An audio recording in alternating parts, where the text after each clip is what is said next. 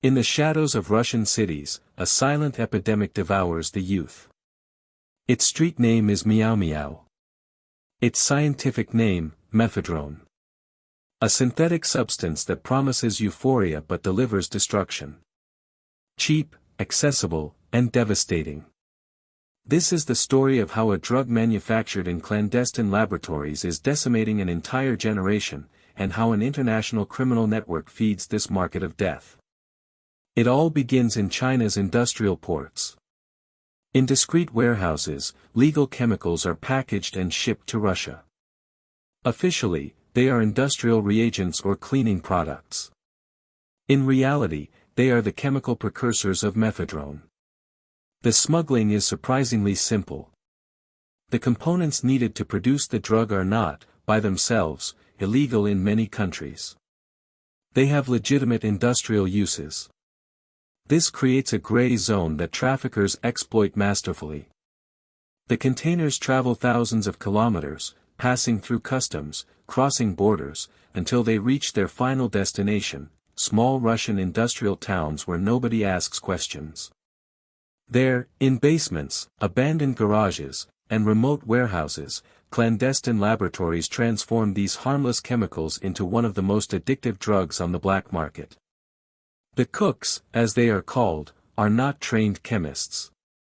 They are desperate men, many of them former users, who learned the recipe on the internet or from other traffickers. The process is dangerous. Toxic fumes can blind, burn skin, or explode. But profit outweighs risk. With a few $100s in chemical precursors, it is possible to produce kilograms of mephedrone worth tens of thousands on the streets. The drug is packaged in small plastic bags, often with childish drawings or flashy colors. Cats, hearts, stars. All to attract younger consumers. And then distribution begins. Street dealers no longer dominate this market. Mephedrone is sold mainly through the internet, via encrypted websites, messaging apps, and social networks. Teenagers place their orders as if they were buying pizza. They choose the quantity, pay by transfer or cryptocurrency, and receive coordinates of a hiding spot. Under a bridge, inside a manhole, behind a dumpster. The drug is waiting, hidden in locations only the buyer knows. This system, called zakládka or dead drop, revolutionized drug trafficking in Russia. Sellers never meet buyers. There is no confrontation, no risk of arrest in the act. Only GPS coordinates and small packages hidden throughout the city. For teenagers, it is discreet, fast, and apparently safe. But what comes inside those packages is far from safe. Mephedrone is a synthetic stimulant from the cathinone family. It acts on the brain similarly to cocaine and amphetamines, releasing large amounts of dopamine and serotonin. The effect is immediate, a wave of intense euphoria, unlimited energy, extreme confidence. Users report feeling invincible, sociable, happier than ever. But this sensation lasts only a few hours. And when it passes, the void left behind is abysmal. Post-use depression is brutal. Anxiety, paranoia, physical and mental exhaustion. The body begs for more. And that is when the trap closes. Mephedrone is one of the most addictive drugs known. Studies show that laboratory rats prefer mephedrone to food, water, or sleep. They self-administer the drug until death by exhaustion. With humans, the pattern is frighteningly similar. Dmitry was 17 when he tried meow-meow for the first time. It was at a party, a friend offered it. Just once, just to see what it was like. 3 months later, Dmitry was consuming the drug daily. He abandoned school, stopped talking to his family, sold everything of value he had. His only goal was to get the next dose. His mother says he changed completely. The cheerful and intelligent boy she knew disappeared, replaced by a stranger with empty eyes and a skeletal body. Stories like Dmitry's repeat throughout Russia. In small industrial towns, where unemployment is high and opportunities are few, mephedrone found its most fertile territory. Teenagers with no prospect of a future find in the drug a temporary escape from a suffocating reality. The problem is that this escape becomes an even worse prison. The physical effects of prolonged use are devastating. Extreme weight loss, permanent brain damage, kidney failure, serious heart problems. Many users develop psychosis, hallucinations, violent behaviors. Russian hospitals report cases of young people arriving in catatonic states, unable to speak or recognize their own parents. Others arrive dead.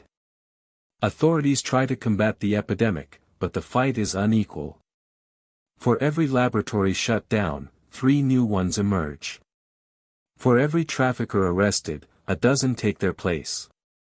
The demand is simply too great. And as long as there is demand, there will be supply. Chinese chemists continue sending precursors. Russian cooks continue producing. Distributors continue hiding packages throughout cities. And teenagers continue dying. There is also a social factor that further complicates the situation. In Russia, drug addiction is seen not as a public health issue, but as a moral failure. Chemical dependents are stigmatized, isolated, treated as criminals instead of sick people. Rehabilitation clinics are few and generally inaccessible to low-income families. Treatment with methadone or other substitution therapies is practically non-existent. The system, largely, abandons addicts to their own fate. And so, the cycle continues. Young people experiment with the drug seeking fun or escape. They become addicted within weeks. Their lives crumble. Families are destroyed. Some manage to get out, with much help and much luck. Most do not.